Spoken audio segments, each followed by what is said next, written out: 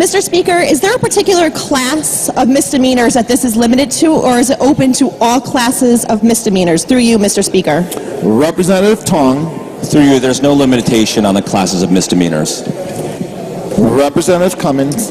Mr. Speaker, through you, would that then allow for a person who is charged with assault of an elderly person, assault of a disabled person, a pregnant person, or a person with intellectual disabilities to be immediately released without bail? Through you, Mr. Speaker. Representative Tong. Through you, Mr. Speaker, I just want to clarify with my colleague from the Judiciary Committee, are those misdemeanors on our statutes? I don't have those statutes in front of me. Through you. Representative Cummings. Through you, Mr. Speaker. Yes, they are. That is a Class A misdemeanor. Through you, Mr. Speaker. Representative Tong. Through you, Mr. Speaker, and if I'm not mistaken, as a Class A misdemeanor, it's punishable up to 1 year in jail. Through you, is that correct?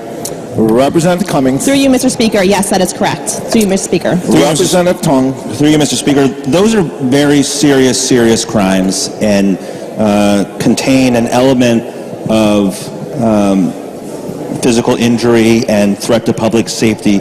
So in that circumstance, I would expect the judge to look very hard at the circumstances of the case and could very well find that the conduct of the person so charged threatens the safety of himself or herself or another person, and could then impose the terms of bail. Through you.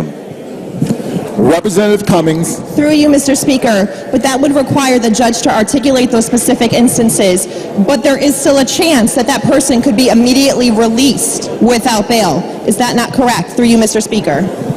Representative Tong. Through you, Mr. Speaker, this is what judges do every day, and this is what we demand of them on the Judiciary Committee, and I would expect them to take that responsibility very seriously, and I would expect them, in a circumstance where you posed a threat, for example, to an elderly person or a pregnant person, that they would impose conditions of bail. Through you. Representative Cummings. Is there a potential that a person who is charged with strangulation in the 3rd degree will be immediately released without bail? Through you, Mr. Speaker. Representative Tong. Through you, Mr. Speaker, just to clarify again, that is a misdemeanor. Is that correct? Through you. Representative Cummings. Through you, Mr. Speaker, yes, that is correct. Representative Tong. I'm sorry, I'm just looking at our statutes to make sure that we're looking at the same information. But the question was strangulation, and I guess I would repeat my answer, which is that in that circumstance, I think that person has demonstrated that they're a threat to others, and I would expect a very high likelihood that conditions of bail would be imposed. I would also note that over 90% of people in our system who receive some kind of bail, they make that bail. And I would also point out, as I did earlier, that for that circumstance, if bail was set and the person had the financial means to meet that bail condition, that they would be released. But if the question is whether there is a low possibility or probability that that could happen, that somebody could be released, because, again, low probability that a judge would find that a person accused or charged with strangulation is not a threat to others, is that an academic or technical possibility? The answer is yes. Representative Cummings. Through you, Mr. Speaker, and is it correct that the misdemeanor of rioting in the 1st degree and inciting a riot would then also allow for the potential for that person charged to be immediately released without bail? Through you, Mr. Speaker. Representative Tong. Through you, again, Mr. Speaker, I would say that if a person is accused of inciting a riot, I would find it very hard to believe that a judge of our Superior Court would not see a threat to public safety in that circumstance, which would then trigger, under this provision, their ability to set conditions of bail. Through you.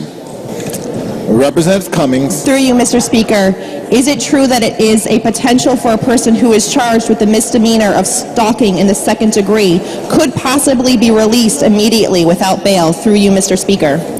Representative Tong. Through you, again, stalking, we've worked on stalking laws at length in the Judiciary Committee. Those are very serious crimes that threaten the safety of others. I'd be very surprised if a judge in our Superior Court did not see a threat to the safety of another person and would not invoke their powers to set conditions of bail. You know, we can go through the parade of horribles, which we do in law school, and find a sliver of probability or possibility that something might happen. You know, I suppose it's possible that someone could get picked up or someone could get called to a domestic disturbance at a home, and somebody who would qualify for a very serious misdemeanor or even a felony could avoid prosecution because of the failure to arrest that person, or because of a decision by a prosecutor in any given circumstance. They don't have enough evidence. There are a myriad of vagaries in the criminal justice system in which people who have in fact done very bad things may avoid detention or even prosecution. I know that my colleague knows that, and that happens every day in our criminal justice system. It's not foolproof. Through you. Representative Cummings. Thank you, Mr. Speaker. Mr. Speaker, I am not in support of this bill as amended, simply for the purpose that there are charges like assault of an elderly person, disabled person, pregnant person, or person with intellectual disabilities, charges of strangulation in the 3rd degree, rioting in the 1st degree, inciting a riot, and stalking in the 2nd degree, that could allow for the possibility of the person charged to be immediately released with providing no break to the victim and going right back out onto the streets. I think this bill is just too open, and therefore I cannot support it. Thank you, Mr. Speaker. Thank you, Madam.